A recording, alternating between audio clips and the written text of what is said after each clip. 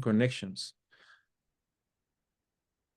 By integrating tools such as Zoom, Padlet, a dedicated Google website, and a Remind messaging app, the project enabled students to collaborate effectively across geographical boundaries. These platforms facilitated both synchronous and asynchronous interactions, allowing students to engage in real-time discussions, share their creative processes, and access project resources from anywhere in the world. The project was first implemented from October 19 to November 30, 2023, followed by a second implementation from March 5th to May 7, 2024. A third implementation is scheduled to run from October 4 to November 15, 2024. Through this initiative, students not only enhance their digital literacy and cross-cultural communication skills, but also developed a deeper understanding of global environmental challenges. In this presentation, I will explore how how this project was implemented, the outcomes it achieved, the challenges we encountered. I will also reflect on the lessons learned and discuss how similar approaches can be adopted in other educational contexts to create impactful, sustainable learning experiences that prepare students to be informed, responsible global citizens. The Trash to Art project is deeply rooted in contemporary digital learning theories that emphasize the transformative potential of technology in education. One of the primary frameworks guiding this project is Linda Harasim's online collaborative learning theory, OCL, which posits that technology enhances the quality of education by facilitating collaborative knowledge building and active student engagement. This theory is exemplified by the use of digital platforms which enabled students from different cultural backgrounds to work together in real time and asynchronously, fostering a collaborative learning environment central to Harasim's vision of OCL. Additionally, the project draws upon constructivist and connectivist learning theories. Constructivism, which advocates for learning through an active engagement and experience, is evident in how students were tasked with creating art from recycled materials. This hands-on approach encouraged students to apply their understanding of the environmental issues in creative and meaningful ways, constructing knowledge through the act of creation. Connectivism, a theory reflecting the realities of learning in the digital age, extends these ideas by emphasizing the importance of networks and connections in the learning process. The use of multiple digital platforms illustrate the connectivist idea that the knowledge is distributed across a network, and learning involves navigating these connections. Students could choose the communication tools that best suited their needs, thereby personalizing their learning experience and strengthening their collaborative networks. The integration of digital platforms in the Trash to Art project also aligns with Sheila Jagannathan's work on how educational technologies can drive innovation and support sustainability goals. Jagannathan highlights the role of digital tools in enabling new forms of learning that are not only more accessible, but also more relevant to the challenges of the 21st century. The innovative nature of the Trash to Art project lies in its ability to push the boundaries of traditional education by combining artistic expression with environmental sustainability within a global learning framework. The Trash to Art project was designed as a COIL initiative, connecting students from Salem State University and Tecnológico de Monterrey. The project began with an icebreaker activity where students created and shared symbolic selfies using objects of personal significance. This activity, facilitated through Padlet, served to introduce participants and foster a sense of community. Following this, students were paired into cross-cultural teams tasked with designing and creating art from recycled materials. The project emphasized discussions on sustainability, responsible consumption, and environmental impact, facilitated through synchronous meetings on Zoom and the dedicated Google website created for the project. This website served as a central hub for all project-related information, providing students with access to guidelines, resources, and updates. In addition to Zoom and Padlet, the project utilized the instant messaging app Remind to ensure that students could easily reach out to each other and to facilitators.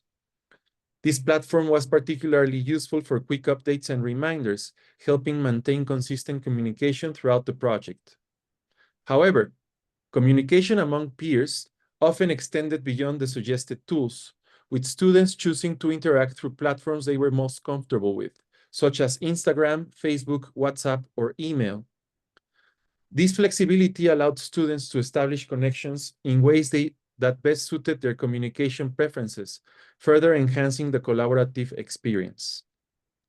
Each facilitator also employed a learning management system, LMS, to monitor the progress of their respective student groups.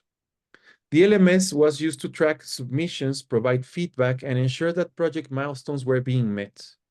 This structured approach allowed facilitators to support students effectively while maintaining an overview of the project advancement.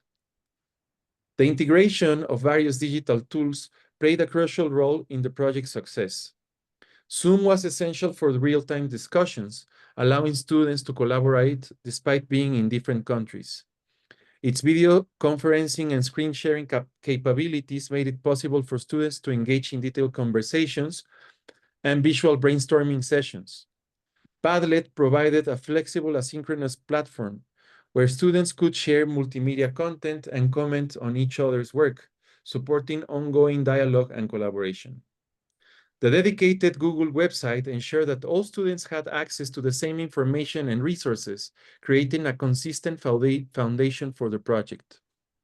This site hosted project timelines and instructions, making it easier for students to stay on track and understand expectations. Remind complemented these platforms by offering a convenient way for students to send quick messages and reminders, ensuring that communication remained smooth and effective throughout the project. The Trash to Art project resulted in several notable learning outcomes that highlight its effectiveness in enhancing educational experiences through digital technologies. One of the primary outcomes was the significant improvement in digital literacy among participants. Students became adept at navigating various digital platforms.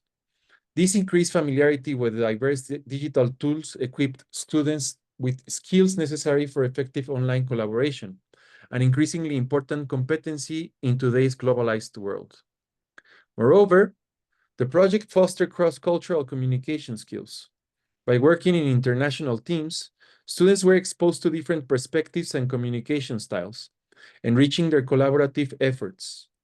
The flexibility of the project allowed students to choose communication tools that were most comfortable with, further facilitating effective and personalized interactions. The project also heightened sustainability awareness among students. The process of creating art from discarded materials, coupled with discussions on environmental impact, encouraged students to critically evaluate their consumption habits and their implications for the environment. This hands-on approach to learning made the concepts of sustainability more tangible and relevant, fostering a deeper understanding of global environmental issues. Through its focus on environmental sustainability and cross-cultural collaboration, the project encouraged students to think beyond their local context and consider their role in their global community. The project also emphasized the importance of social responsibility and ethical thinking. The discussions and activities centered around sustainability required students to reflect on the broader implications of their actions, fostering a mindset that values responsible consumption and environmental stewardship. This focus on ethical considerations is a critical component of quality education. Our project also encountered several challenges related to the implementation of digital technologies and the dynamics of international collaboration. One of the primary challenges involved cultural barriers in communication. Students from diverse cultural backgrounds brought different communication styles and expectations, which sometimes led to misunderstandings or slowed down the collaborative process. Additionally, differences in digital literacy levels among participants posed a challenge, as not all students were equally familiar with the various digital tools being used. This disparity made it difficult for some students to fully engage with the project at the same pace as their peers. To mitigate cultural barriers, the project emphasized the importance of cultural sensitivity and inclusivity. Initial team building activities were designed to help students appreciate and understand cultural differences, fostering an environment of mutual respect. To accommodate differences in digital literacy, the project provided additional resources and support. Facilitators offered step-by-step guides and instructional videos on using key digital tools. The use of an LMS by facilitators helped track the individual progress and provided a structured way to address any issue that arose, ensuring that students received the feedback and support needed to succeed. One key lesson was the importance of flexibility in both the technological tools employed and the project's overall design. The ability to adapt to different technological contexts and accommodate varying levels of digital literacy was crucial in ensuring the project's success. Another important lesson was the role of the creativity in overcoming challenges. The project demonstrated that with innovative thinking, even common digital tools could be leveraged in new ways to support learning and collaboration. Finally, the project underscored the significance of cultural sensitivity in international collaborations. Understanding and respecting cultural differences was key to fostering effective teamwork and ensuring that all participants could contribute meaningfully. This project, the Trash to Art project, exemplifies the powerful role that digital technologies can play in enhancing global educational connections and fostering innovation in learning. By leveraging a variety of digital platforms, the project enabled students from different cultural and geographical backgrounds to collaborate effectively. The project's success in promoting sustainability awareness and global citizenship underscores the potential of digital tools to create meaningful, impactful educational experiences that transcend traditional classroom boundaries.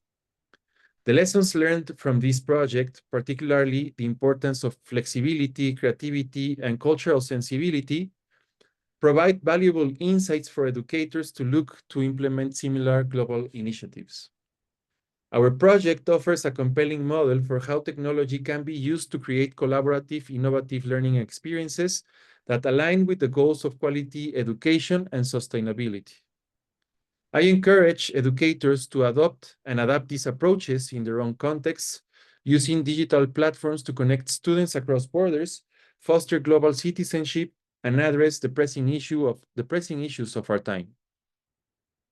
By doing so, we can create a more inclusive and connected educational landscape that not only enhances learning outcomes, but also prepares students to engage with the world as informed, responsible global citizens. Thank you very much. This is my whole presentation. These are my informations. Now I will stop sharing my screen.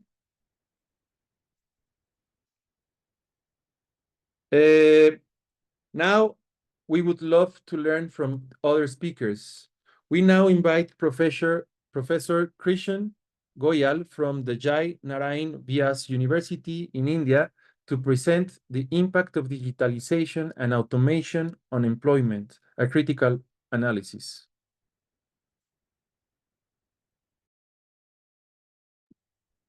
Thank you, professors. You made a nice presentation and a good start. May I share my screen, please?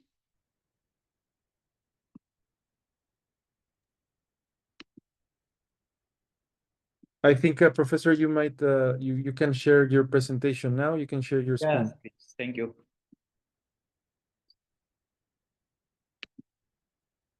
Is my PPT visible?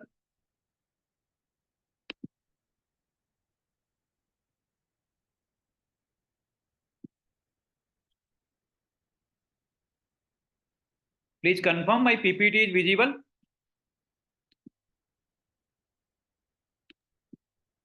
We can see it. Yes, sir. Yes, sir. Thank you. Thank you, everyone connected on this platform. The topic which I chosen is the impact of digitalization and automation on employment, which is, the very burning issue, current issue, debatable issue. Throughout the globe, the debates and discussions are going on impact of automation, what automation is doing, particularly in the field of employment. Here. Let me introduce here what is the need of discussing this particular topic, impact of automation on employment.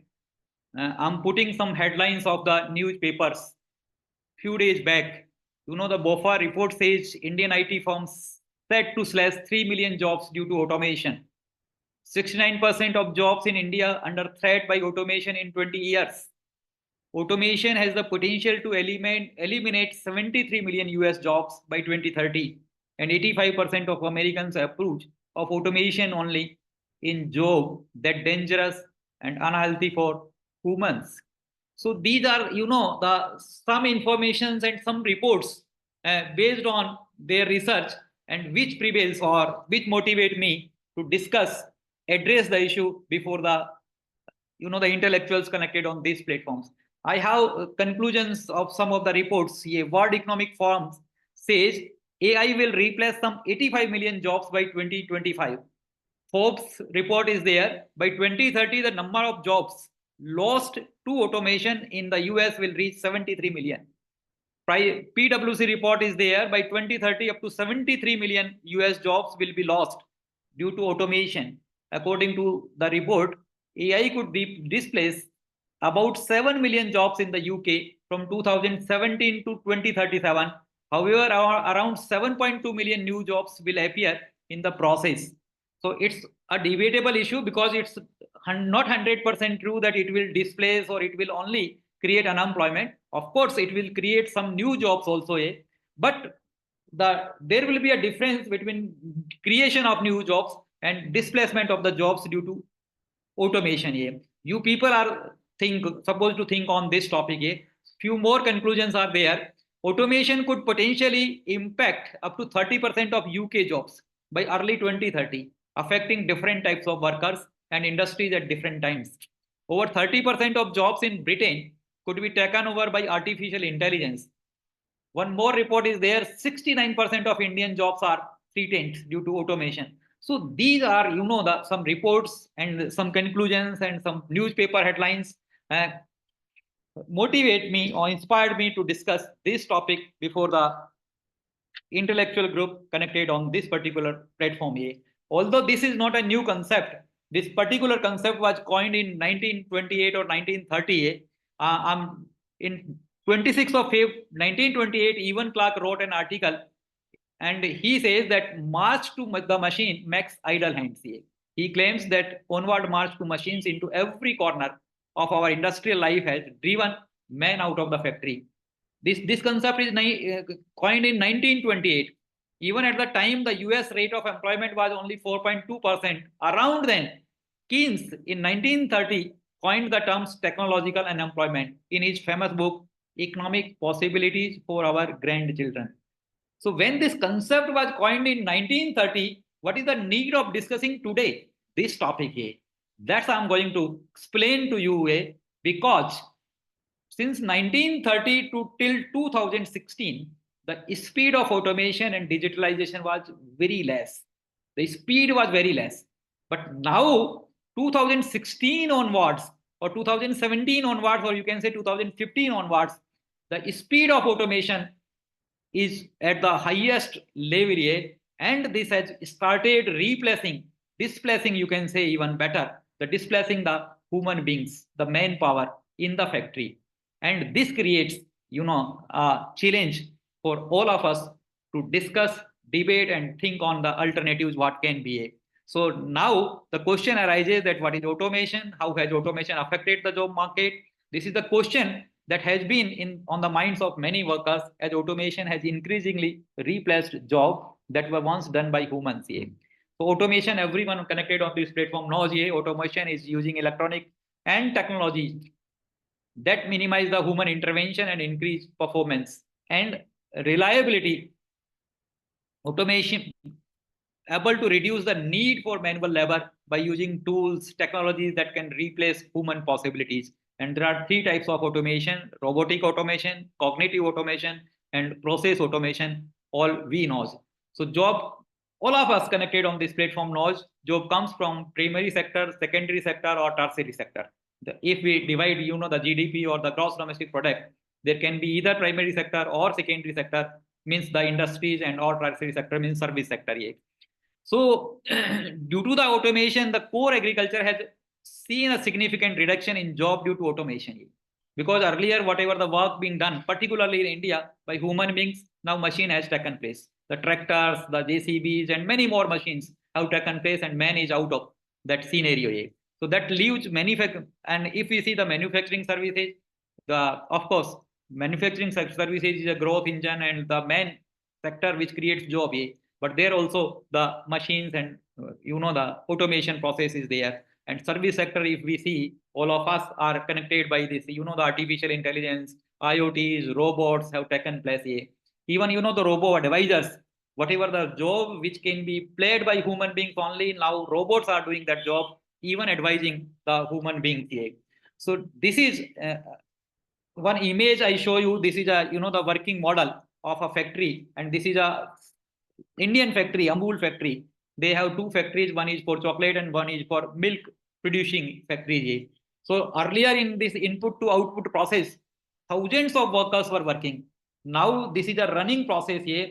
From input to output, there is not a single human being working in this factory. Only the raw material is input, induced, and output is there. And even robots are doing the packaging also. Means whatever the output, the robots will get packed and packed material will come out and role of human beings will start. After this packed material will come out, means the manufacturing field, many factories got automated, and due to the automated, the headcounts get lost. Even you can see this running model here.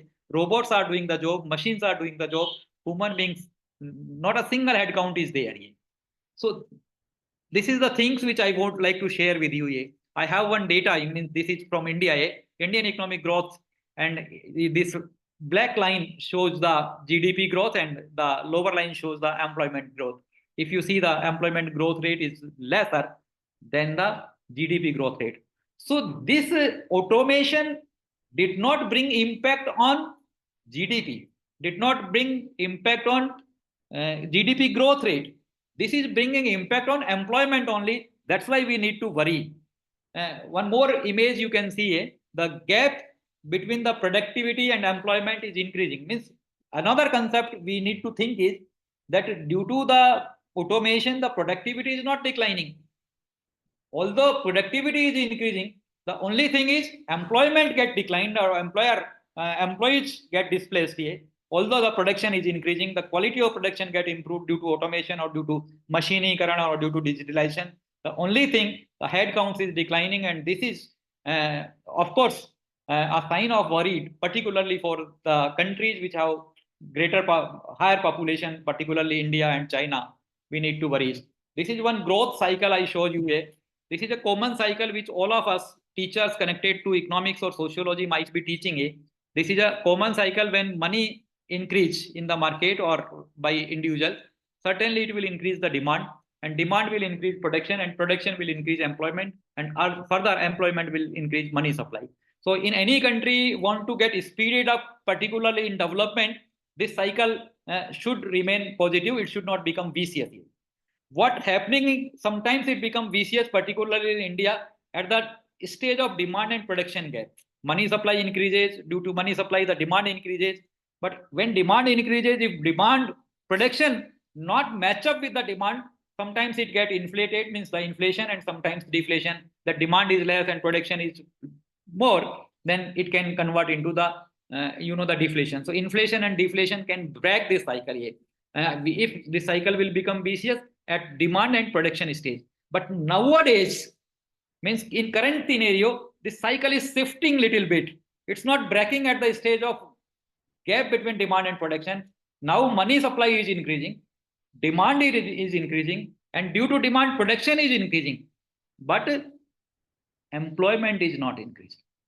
So this cycle, the break of this cycle gets shifted from production to employment. Earlier, the gap was between demand and production. Now gap is between employment and production. So money supply is increasing now, means GDP is increasing, growth rate is increasing. If you see the Indian examples, demand is increasing. Due to demand, the production is increasing. But production is increasing with machines, automation, machineries, not by human beings, not by. So this employment is getting affected viciously, and due to the employment, or even the money income is not declining because less people are getting higher salaries. So this has created many problems in economy. You can see this image, projected job creation and displacement scenario. So this is the how many jobs this automation is creating and how many jobs this automation is displacing. Both are shown here. So job lost is at this side, is left hand side, and job the displaced is at another side. The job created are less and job displaced are more. I skip this slide. I have a little less time. So automation and job risk by 2040, the working population of 5 economies, particularly the India, South Korea, Australia, and Japan are at higher risk of automation. North America and Europe, North Forrester, it is latest report that future of jobs forecast by 20 to 2040. As per the report, over 247 million jobs across 5 economies are expected to be in jeopardy across industries. So means this is threatening sign. I keep one more image is there. Auto complete job under threat from automation. Due to automation, this percentage of jobs are at threat here. So number of workers displaced 400 million throughout the globe. If we see global scenario, 15% jobs are at risk, not only in India, even everywhere this threat is there. Maybe little less or maybe little more. So Japan, if you say due to the automation, because the speed of automation is a little high in Japan, 26% are at risk. Germany, 24% jobs are at risk. United States, 23% jobs. China, 16% jobs. And India, 9% jobs. If you see percentage wise, India is less. But if you see the volume, India is at the highest because of number of population. So China, 236 million, and India, 130 million people, human beings, HR persons are at risk as far as their job is concerned. United States, 73 million, Japan, 30 million, Mexico, 18, and Germany, 17 million jobs.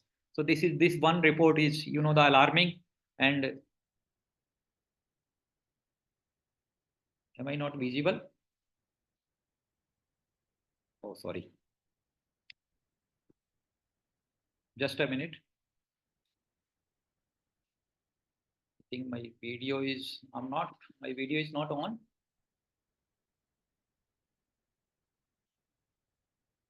Just a minute.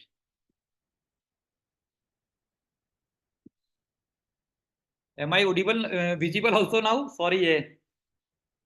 Yes. Oh, thank you. So I'm coming back to the presentation. Please inform me 2 minutes before, so I will conclude, because this is a topic need lot of discussions and debates. When my time get over, it's I have sometimes. You see this one report here, robot density. In 2013, the robot density means out of 10,000 persons, employees, 53 robots were there, and 14, it's continuously, if you see, this is increasing. And in 2022, it's 151. So robots density means automation speed, digitalization speed is increasing by at a higher rate. Annual AI software, if we see, please confirm, am I audible and visible? Yes, Professor. Thank you. Your presentation is. Thank you. So, Professor, I think by the time schedule, we have to probably be wrapping up the presentation. Okay, within 2 minutes, I'll wind up. Okay, so this shows again the annual AI software means robots are increasing, and you say artificial intelligence is increasing. Following are some various benefits because why it is increasing. I skip this slide. This you can see the figures here. Ethiopia 85% jobs are at risk. China 77%, Thailand 72%, and South Africa. I mean, this is seen of different countries. Each and every country is affecting due to the automation, and job affected due to automation. Which type of jobs will affect more? This is a list which I shown here. Job going to affect at a higher speed. This is the list. I'm coming to conclude at chairman says my time is getting over here. So within 1 minute, I'll come to conclude. Management field, particularly whatsoever the management field you remember, every field is converting or diverting towards automation and digitalization. And due to automation and digitalization, the manpower requirement is declining, whether it is a field of marketing, production, HR, finance, means fintech, insurance, operation, strategy, whatever the field you called here. So in conclusion, I can say the automation is not an unknown concept for the young developing economies across the globe, and it is recognized as a necessary condition for growth by almost all countries worldwide. While it is natural for people to fear this technological advancement as a sign of loss of employment, it is important to keep in mind that the trends of automation is irreversible. All of us become habitual of using it. It has softened, it has make our life so comfortable. So we have to find ways out of it. We cannot stop it. We have to find out the ways out of it. I feel those willing to change themselves with the changing world will never find themselves unemployed. We as academic institutions need to focus on creating employers, entrepreneurs, or job creators, not employees, to face this challenge of automation. More and more startups are needed for economic growth with job opportunities. Means if entrepreneurs will come up, new startups will come up, certainly they will create job in spite of eating up. In spite of eating, they will be creating more and more jobs. So we must also invest in people by providing training. They need to succeed in this new landscape. I'm optimistic and confident that technology creates more job opportunities than it takes away. Skilling, reskilling, and upskilling is the solution of this problem. And if we can create in our management institutions, in our, whatever the schools we are running, if we can make we can motivate our students to become entrepreneurs, to become a employer, not employee, certainly this problem we can overcome by this problem. Thank you so much for listening me so patiently. Thank you, Chairperson, sir, for giving me this opportunity to share my views. Whatever the arrangement you have, if you have any question, queries, doubts, discussions, anything, the house is open from my side. Over to you, Professor Chair. Thank you, Professor Goyal, for your presentation. We invite the audience to write any questions or comments on the chat directly, and we will be addressing at the end of this panel. Now we welcome warmly Mr. Alexander Wong from the City University of Hong Kong in China. Mr. Wong will be joined by his co-presenter, Mr. Gabriel Wong. They will be presenting Enhancing Quality Education through Student Digital Competence Development, a study on the feasibility of ChatGPT in psychological courses. Let me share the screen first. So, did you see the screen now? Yeah. Yes. Oh, okay. So I would like Gabriel to start first. So, Gabriel. Yep.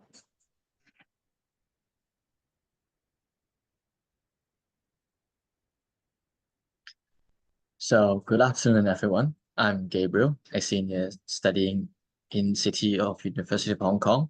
It is my pleasure to be here today with my partner Alexander to present our research under the theme of technologies for global connection. So our topic is enhancing quality education through student digital competence development, a study on the feasibility of ChatGPT in psychology courses.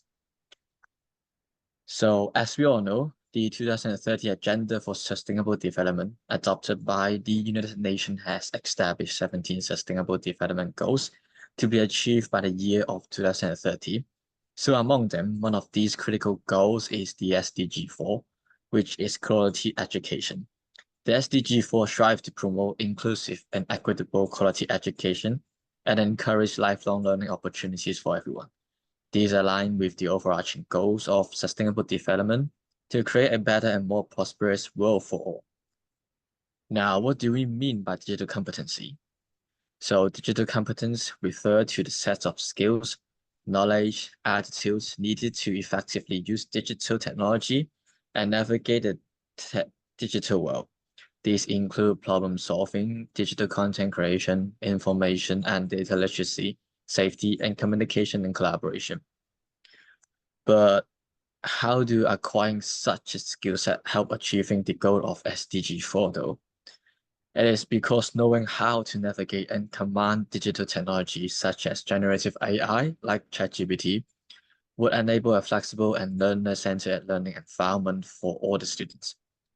Some of the key benefits of leveraging AI in education, including personalization and customization, such as devising a 30-day study plan, collaborative and interactive learning, continuous feedback and reflection, and thorough analysis and responsive instruction. The above-mentioned qualities from the generative AI will be highly instrumental in cultivating a self-learning in settings for all the learners. So our aim of this study is to actually address a research gap, as most of the existing studies in Hong Kong regarding digital competency and SDG 4 goals are mostly theoretical based, with a lack of experiment or feasibility assessment to understand the real-world implication and challenges.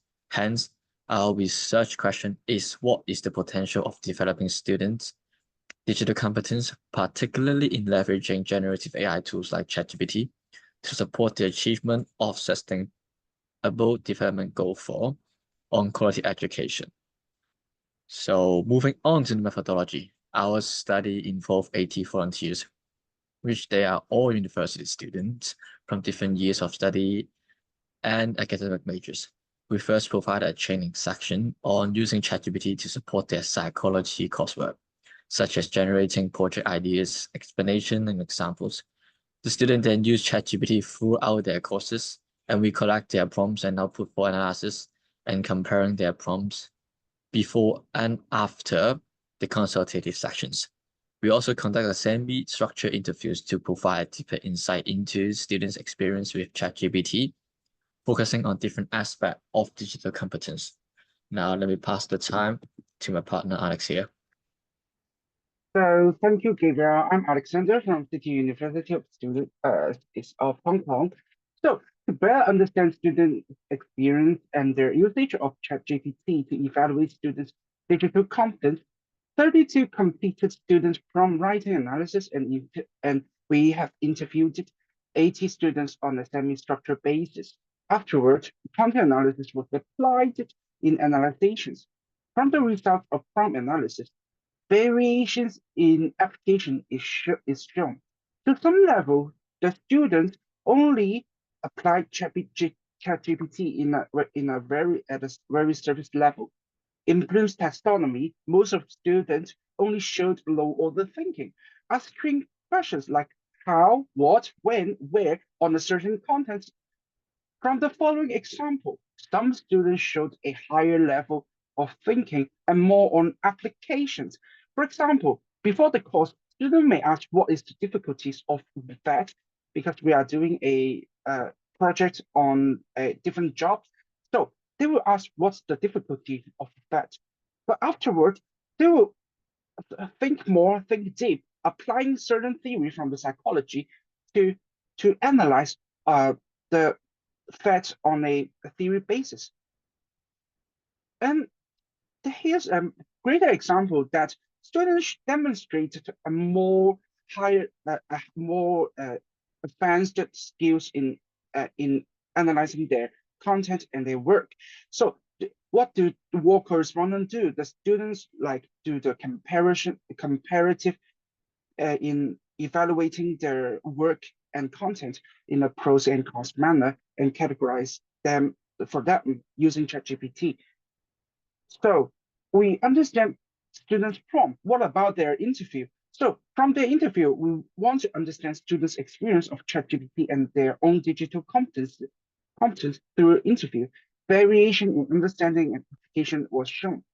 We see that students not only evaluate their own content and their own work, they also evaluate on the application itself, like ChatGPT. Some students said that using ChatGPT will be too reliant and will causing them to lose some certain skills on critical thinking. And some would judge that ChatGPT may not provide a practicum for them because only ChatGPT may not provide a very step-by-step procedure on certain courses like medical and they may not provide a video on that. So they cannot follow all the procedure by using only ChatGPT. They need to use outside the ChatGPT. So on application, same phenomenon was shown in the prompt writing. Students show that they only applied ChatGPT in like a search engine basis. They only ask on questions. They don't understand and get the answer, maybe use it to analyze their coursework questions, not take a step further to analyze more about the content and create more based on it. And they think that they may okay, they only ChatGPT only provides certain questions on their content and may not give a specific answer. They will recreate their questions and think deeper about their answer to inspire them to think more. But interestingly, we found that students' safety awareness may be lacked from their interview. Some students stated that they will use university-provided ChatGPT for privacy protection because some open platform like COIL are open sources, so they can use your own personal data for their own personal use. But most of the students didn't have the awareness of ChatGPT. They didn't think ChatGPT is unsafe at all. They only think ChatGPT is like search engineering, just like Google. So they just ask what they want. They don't care about their personal information safety. So overall, we have shown that there is a varied digital competence in students, like variation in data literacy. Some could formulate prompts that answer designated question, and some could only utilizing ChatGPT in a surface level. However, the most concerning part is that students show weak level of safety awareness of ChatGPT in regards to their digital competence, little to no awareness to protecting their personal privacy, citation practice, and plagiarism concern. And besides that, varied in thinking and cognitive processing is shown through the analyzation of students' prompt writing and interview. Students' ability in making higher order thinking is varied. Most of the students only apply low order thinking in applying ChatGPT during their coursework, such as searching for answer on certain topic instead of evaluating the topics and create it from it. Only few students would evaluate a step further whether using ChatGPT is feasible in certain tasks, or even thinking about not using ChatGPT at all.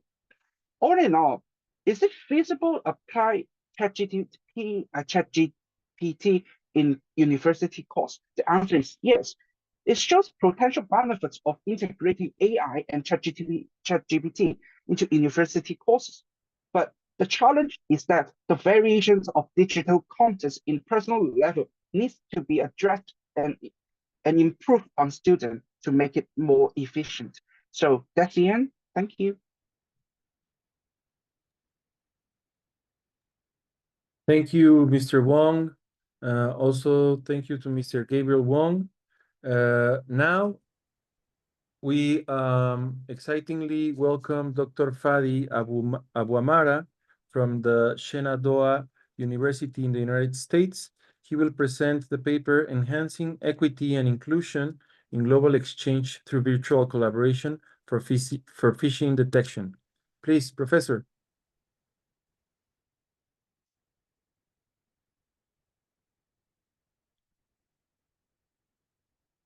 Okay. Hello, everyone. We have 12-hour time difference, so it's now 12:18 noon time in your local time. In my local time, it's now midnight. So my name is Fadi Abuamara. Today I am presenting this work, Enhancing Equity and Inclusion in Global Exchange through Virtual Collaboration for Email Phishing Detection. So after the introduction, I'm going to explore background, then 3 machine learning algorithms, then how the use of GPT enhance the AI prediction.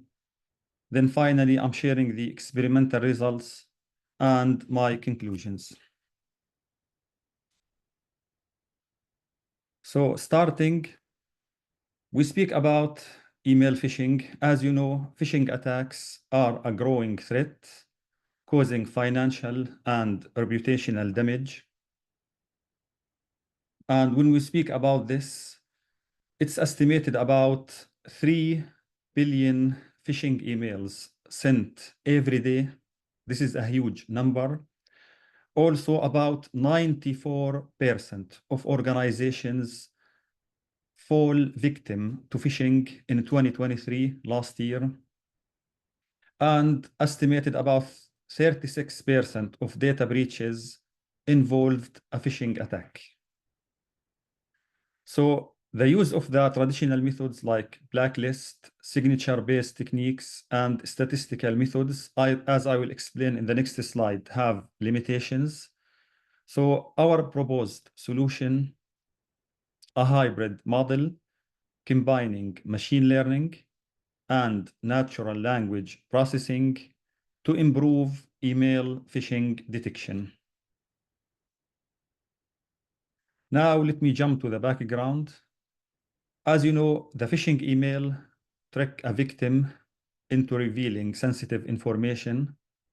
If we speak about organization, it can have impact, could be financial impact, could be legal impact.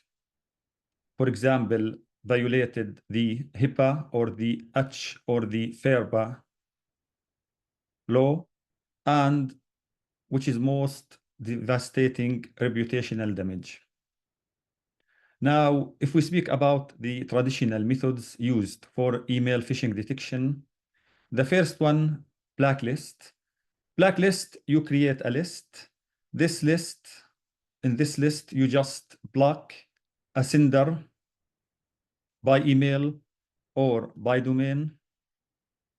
Now, the main issue with blacklist that it can't protect against any brand new phishing sites. If we speak about the second method, which is the signature-based techniques, again, these techniques have their own limitations. Why? You define a database. This is a signature for phishing emails. The attackers always manage to create new phishing emails with a signature not included in your database. And also rule-based methods. All these techniques can be bypassed with the latest techniques used by the attackers. And also the statistical methods may have also lower accuracy when compared to machine learning. So there is a need for an advanced solution. Here come machine learning algorithms. They can improve the detection capability, and also they can be integrated with natural language processing, which can be used to extract features from the email.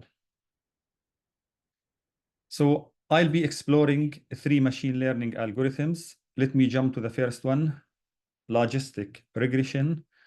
This is a statistical method that analyzes features within an email. And this one is simple and effective for binary classification. which mean the email at the end will be classified either to legitimate email or phishing email. It estimates the probability of an email belonging to a specific class. Let's say this email 40% phishing, 60% legitimate. However, this method has its own limitation. Like one limitation is the linearity assumption, which mean it assume a linear relationship between the extracted features from the email and the outcome. And also it's sensitive to outliers. Outliers, like for example, if we have the word bank in an email, it can classify this as a phishing email. We have also decision trees. They are easy to interpret and visualize. They can handle both numerical features within an email, and also when the email contain, we call it categorical features within that email. Example for each one. A numerical feature, like for example, the length of the email. This is a numerical feature related from the email or extracted from the email. The second category, like for example, the domain of the sender. So at the end, it identifies the key features which can indicate this email mostly is legitimate or phishing.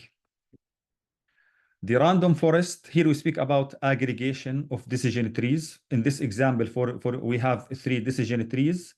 Then we can take the majority vote. If 2 classify as legitimate, 1 classify as phishing, so we can go with the majority vote. We can say this is a legitimate email. Now, we also integrated our machine learning with GPT enhanced AI prediction model. We use customized ChatGPT. So the input, we input the email as a text or as a PDF or even as a screenshot. Excuse me. Then before that, as a pre-processing step, we extract features from that email, like the subject, the sender, email body. Then we run these 3 machine learning algorithms at the same time. Then at the end, the model chooses the classifier with the best performance. Which one has the best performance? As we will see shortly, which one has the best performance. Then now ChatGPT transmit the result to the ChatGPT through API.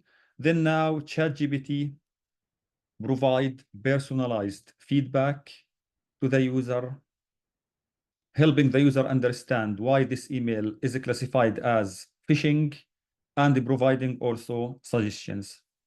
So this is a screenshot from our model. Our AI prediction suggests that this email is likely safe, and the ChatGPT explain why. And this is the proposed model flowchart. And if you look at the experimental results, the data set we used consists of about 11,000 legitimate and 7,000 phishing emails. As pre-processing, we removed any duplicates, any empty entries from emails. And we also used the word cloud. As you see here, these, for example, words indicate that this is a phishing, and these words indicate mostly it's a legitimate email. Now, comparing the classifier performance on our data set, as you see, the decision tree classifier produce the best classification result in both training and testing. So in conclusion, we successfully combined machine learning and the ChatGPT for email phishing detection. And as you see here, we achieve an accuracy of 98.87% using decision tree classifier.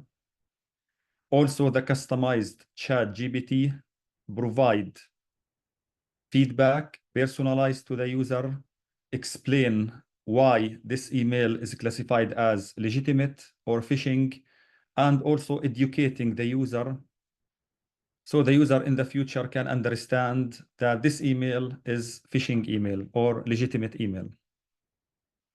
So as a future work, we plan to extend our model to also target spear phishing emails. As you know, spear phishing, these are highly personalized emails targeting individual or targeting an executive within an organization. And usually it's combined with social engineering techniques. We also plan to enhance our data set by including more samples to train our models. And also we plan to extract more features from the email. So thanks for your attention, and I welcome any questions. I'll stop sharing my screen. Thank you, Dr. Abuamara. Thank you for your presentation. And I thank each and every one of the panelists that were presented today. This was a panel that brings wealth to the experience and insight of this summit. We will now open the floor for questions for the next 15 to 20 minutes. Please feel free, anyone in the session, to share your questions through the chat. Also, if you would like to ask your questions directly, kindly raise your virtual hand by clicking on the hand icon, or alternatively, you can type in your questions in the chat and I will ensure our panelists address them. So I invite also our panelists, if you want to engage in conversation with other panelists, please, now is the time to do so.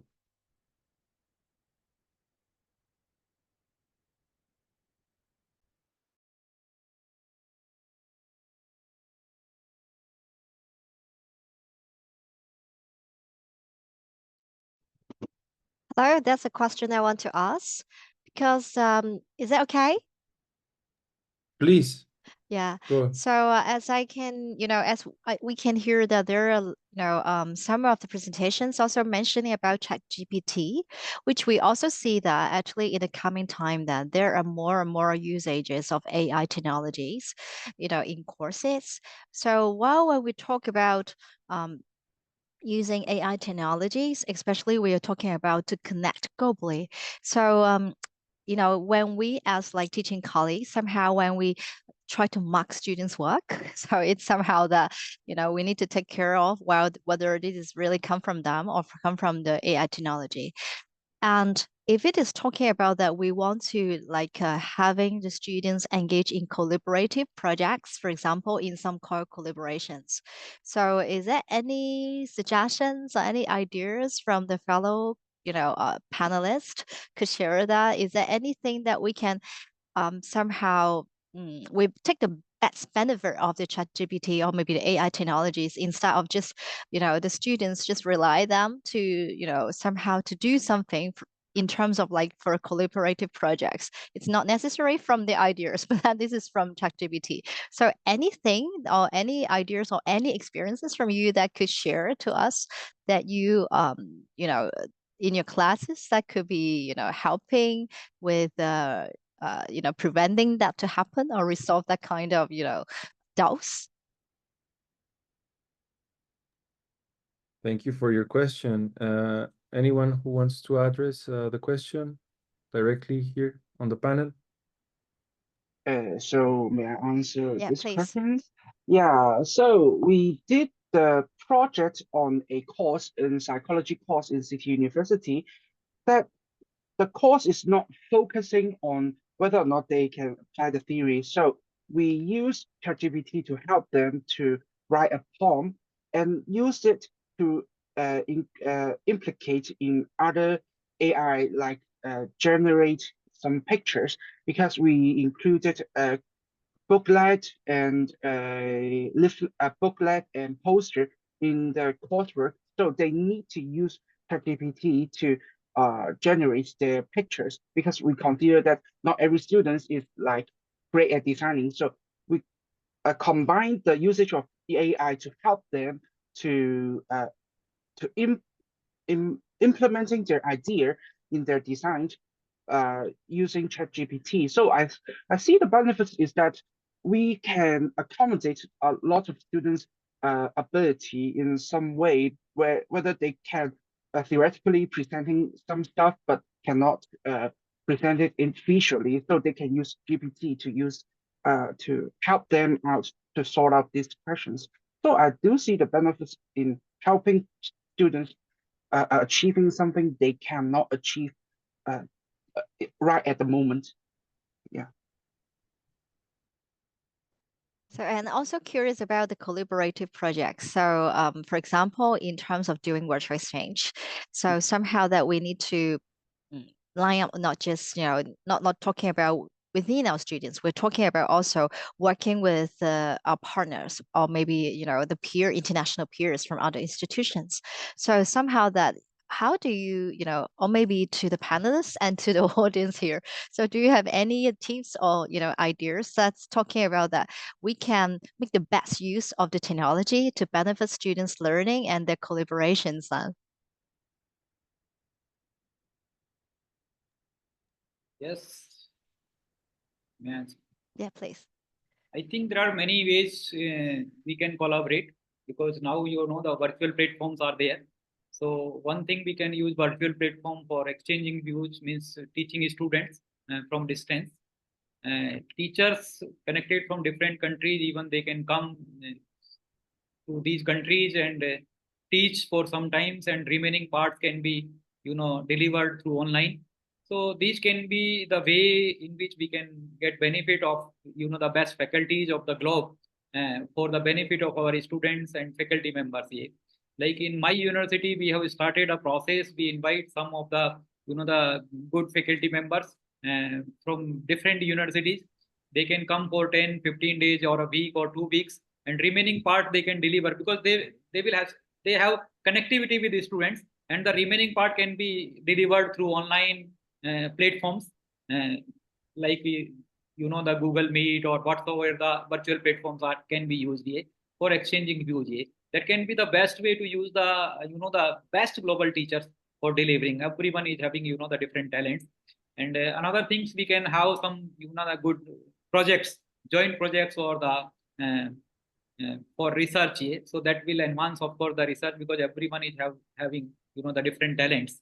So there are not one here. There are so many ways by which we can use the talent throughout the globe through virtual platform, or by visiting like different countries, short-term visit or some long-term visit, or for 1 week, 2 weeks, or a year. So these can be the way, and I invite everyone connected on this platform to connect with my university, whatever the way they can. Thank you.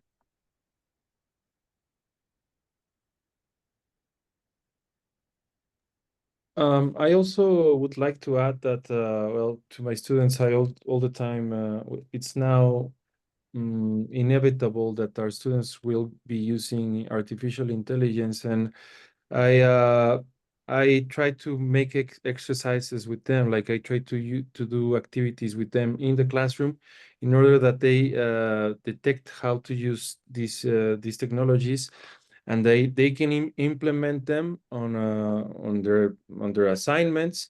But I tell them, I'm really specific, but to tell them that it's not a substitute, that they shouldn't like do not like make a substitute out of their work by using these technologies. They should try to have engage in a conversation with these technologies, in order that they can perform a better outcome.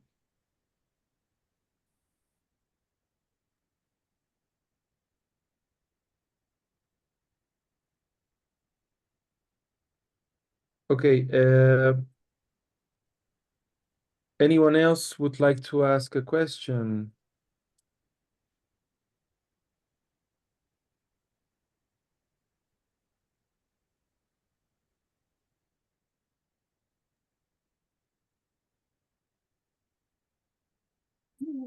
Hi, I have a Hi. question. Hi.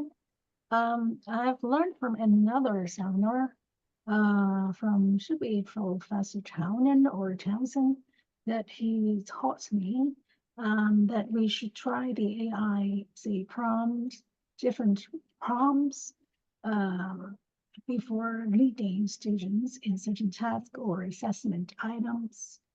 But in the end, yes, we could do that. But ultimately, the problem is, other than the prompt that Alex mentioned earlier, after doing the practice, we still have to lead the student in the structuring of the assignment, no matter it's a group project, no matter it's a written work.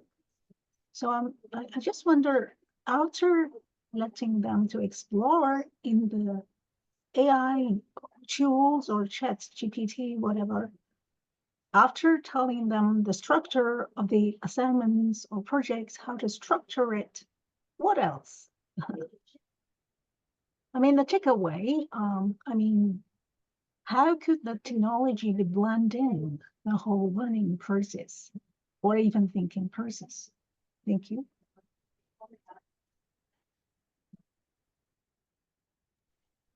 So I was in charge of this project. So I understand your questions. Other than exploring ChatGPT, how do we blend in learning? So we didn't end that. We didn't just like teach them how to use prompt. We did tell them to use it correctly, how to use it correctly, how to know about ChatGPT, what's good, what's bad.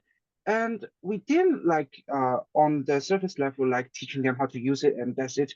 No, we also teach them about how the safety and other things about ChatGPT and how to blend in your learning, how to integrate your learning process, like using ChatGPT in your note taking and in your research project, like how to create some ideas from ChatGPT instead of generating answer from ChatGPT. No, we are asked them to create their own answer by ChatGPT assisting them. So I think is that we teach them to inspire them to think more about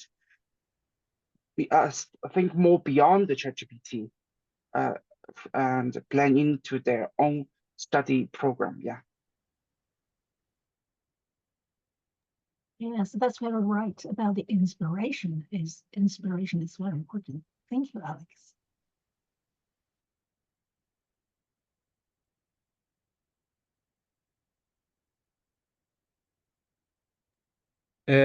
Anyone else would like to answer a question? Maybe a comment you would like to raise for the session?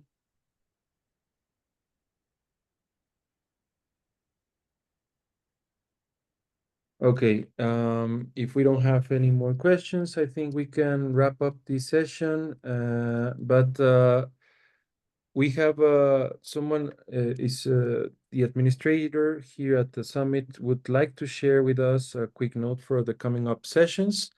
And also they would like to share a quick feedback form. Yeah. Thank you, Dr. Francisco, and also other speakers of the section.